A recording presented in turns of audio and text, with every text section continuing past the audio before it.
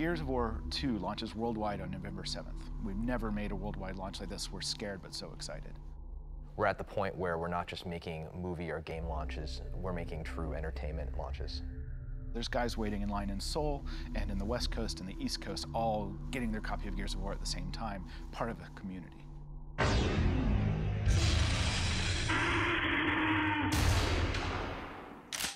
Gears is celebrated not only because of its solid core gameplay, but also because it's a very accessible and compelling universe.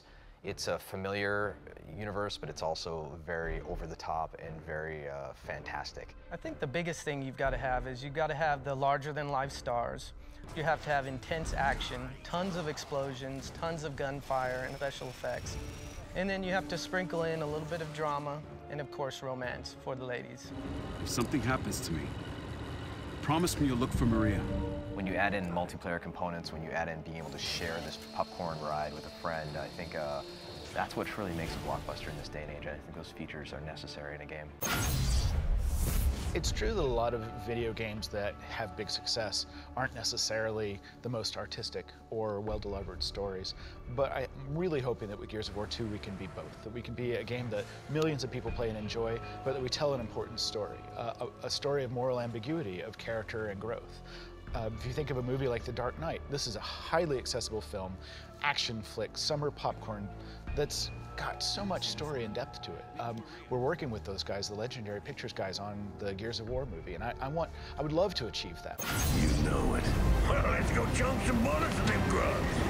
Oh, yeah! You can have a great video game property and you can have a movie being made out of it, but until you have a 12-inch action figure that talks when you press a button, that's the magic moment. Nice!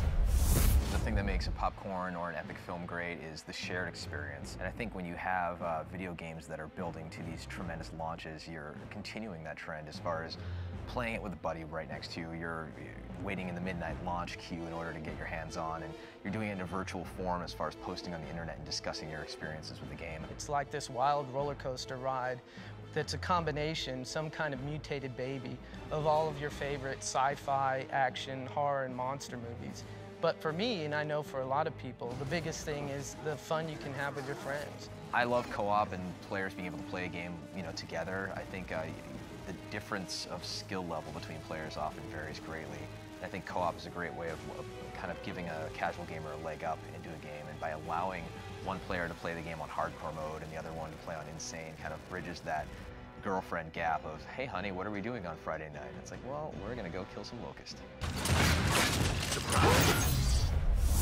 I went to Comic-Con this summer, which for me, I had never gone, and it was actually incredibly exciting to go and be there with 160,000 people at the San Diego Convention Center. Oh boy, it's Marcus Phoenix. Shut up, robot. I've been lucky to represent our game in a number of venues, and the ones that are hardest are game press. Because even if they love it, even if they're having a blast, they don't want anybody else to know they're having a blast, so they just sit there and nod. So it's gonna be even cooler and more badass.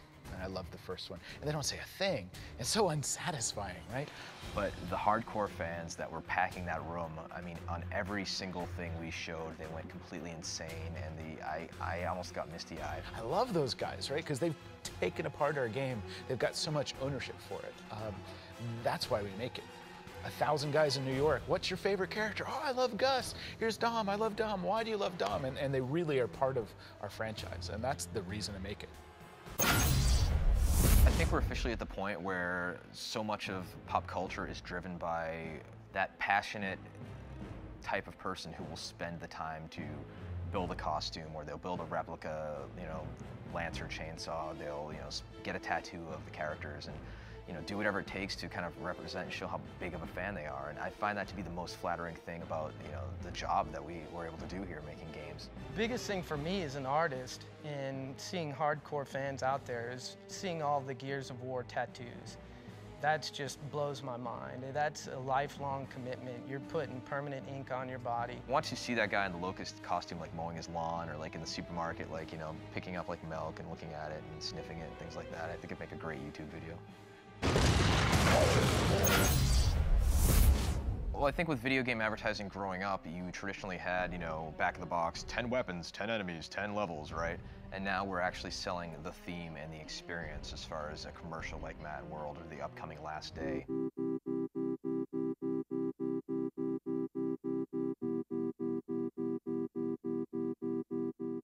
Mad World was a milestone for video game advertising as far as video game advertising truly growing up. It was truly a moment where a game spoke not only to all of the hardcore gamers that everybody knew would pick up the game, but random people stopping me in my building and saying, hey, I saw that commercial with the piano music. That was really cool. I think I want to check out that game. And we're hoping to continue that trend with the new commercial for Gears 2, which takes those themes of loss and of kind of that resonating melancholy element with sad music and showing soldiers who are preparing for battle and blasting it out along the airwaves, and then hopefully players, you know, experiencing those themes and enjoying the campaign.